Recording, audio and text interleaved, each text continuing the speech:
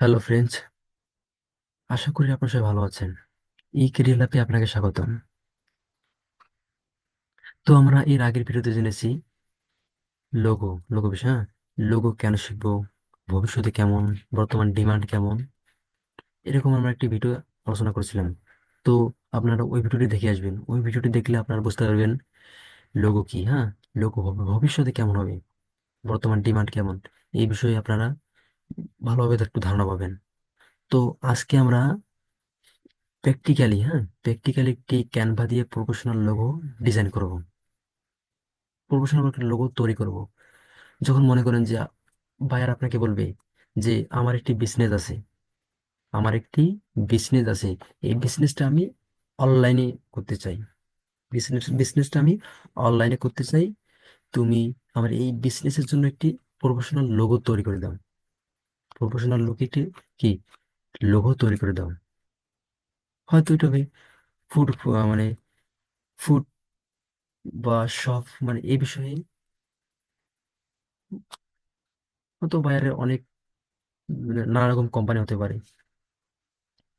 আপনাকে একটি কি প্রফেশনাল লোগো তৈরি করে দিতে হবে। তো আজকে আমরা শপ, যেখানে জামা কাপড়, এরকম বিষয়ে আমরা একটি কি ক্যানভা দিয়ে একটি প্রফেশনাল লোগো তৈরি করব। তো আপনারা যদি আমার এই চ্যানেল নতুনই থাকেন, তাহলে অবশ্যই লাইক, কমেন্ট, সাবস্ক্রাইব করে আমার পাশে থাকবেন।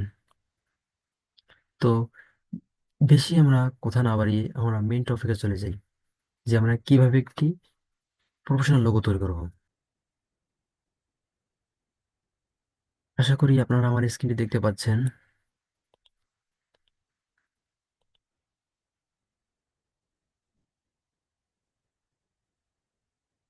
তো আমরা প্রথমে লোগো ডিজাইন করতে আমাদের ক্রোমে যেতে হবে।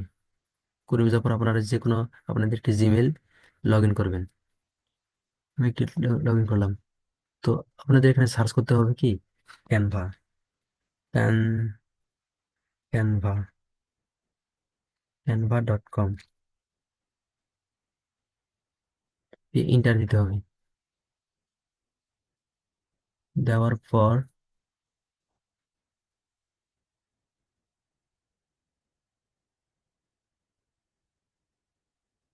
তো আমার এই ক্যানভাটা হচ্ছে প্রো করা, হ্যাঁ। আপনারাও প্রো করে নেবেন। প্রো করলে আপনি ভালো ভালো টেমপ্লেট কি ব্যবহার করতে পারবেন। তো আমার এটা প্রো, ঠিক আছে, তার জন্য একটু হয়তো বেশি ভালো হতে পারে, তো আপনারাও প্রো করে নেবেন। তো আমরা প্রথমে একটি ডিজাইন করার জন্য কি আমাদের এই ক্রিয়েটে যেতে হবে। এই বাম পাশে আমাদের একটি ক্রিয়েট দেখেন, প্লাস প্লাস একটা আইকন আছে, এখানে ক্লিক করবেন। ক্লিক ক্লিক করার পর এই নিচে দেখেন, একটু ডান পাশে নিচে কাস্টম সাইজ, এখানে কাস্টম সাইজ লেখা আছে, এখানে একটু এখানে ক্লিক করবেন। এখানে ক্লিক করার পর আমাদের যে লোগোটা আছে, সেই লোগোর সাইজ হচ্ছে কি 500 বাই 500 পিক্সেল, 500 বাই 500 পিক্সেল। তো আমরা 500 বাই 500 পিক্সেল দিলাম। তারপর এই ক্রিয়েট এ নিউ ডিজাইনে ক্লিক করব। ক্লিক করার পর দেখেন এরকম একটি আপনাদের ইন্টারফেস আসবে, ঠিক আছে। এরকম ইন্টারফেস আসবে। তারপর ডান পাশে এলিমেন্টস নামে ডান পাশে এলিমেন্টস নামে একটি অপশন আছে, এখানে ক্লিক করবেন। এখানে এখানে তারপর সার্চ বারে ক্লিক করে লিখবেন এস লোগো। তারপর এন্টার দেওয়ার পর দেখেন, তারপরে শিওল দিয়ে দেখেন কতগুলো এস রয়েছে। আপনারা যে যার মতো নিতে পারেন। তো আমি আমার মতো করে নিচ্ছি। আপনারা একটু ভালোভাবে, হ্যাঁ, ভালোভাবে একটু দেখবেন, দেখে শুনে কাজটা করবেন। তো আমি আমার মতো করে করছি। আমি এই প্রথম এসটা আমি নিলাম। প্রথম এসটা নেওয়ার পর আমি আবার এখানে ক্রস দিলাম। তারপর আমি এখানে আবার দিলাম এইস লোগো। তারপর ইন্টার দিলাম।